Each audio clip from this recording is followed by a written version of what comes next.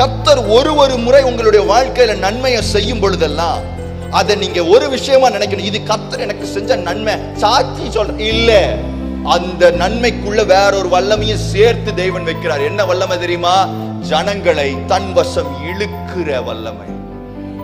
சீஷர்கள் புறப்பட்டு போய் பரிசுத்தாவினால நிறைக்கப்பட்டு போய் பிரசங்கம் பண்ணி இயேசு கிட்ட ஜனங்களை கொண்டு வர்றதுக்கு முன்னாடி சுவிசேஷம்னா என்னன்னே தெரியாத ஒரு கூட்ட ஜனம் இயேசு கிட்ட கொண்டு வந்துகிட்டே இருந்துச்சு.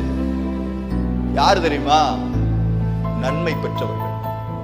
ஒரு சமாரிய ஸ்திரீ இயேசுவினிடத்திலிருந்து நன்மையை பெற்ற உடனே அவளுக்கு தியாலஜி தெரியாது, பைபிள் தெரியாது, பெரிய பெரிய டாக்டர் எல்லாம் ஒண்ணும் தெரியாது. அவளுக்கு தெரிஞ்சது என்னன்னா, என் வாழ்க்கைய ஒருத்தர் சொன்னாரு, என் வாழ்க்கையை மாத்தி இருக்கிறாரு, இங்க ஒருத்தர் இருக்கிறாரு, வாங்க.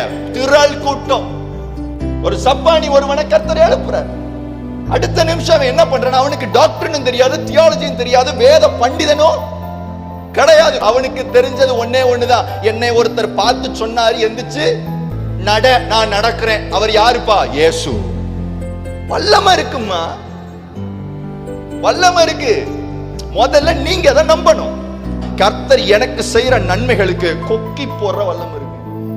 உங்களுக்கு செஞ்சிருக்கிறார்ல ஒரு நன்மை, தட்டி சொல்லுங்க பார்க்கலாம். உங்களுக்கு செஞ்சிருக்காருல ஒரு நன்மை, அது அடுத்தவங்களுக்கு கொக்கி போடுறதுக்கான ஒரு வல்லமை உண்டு.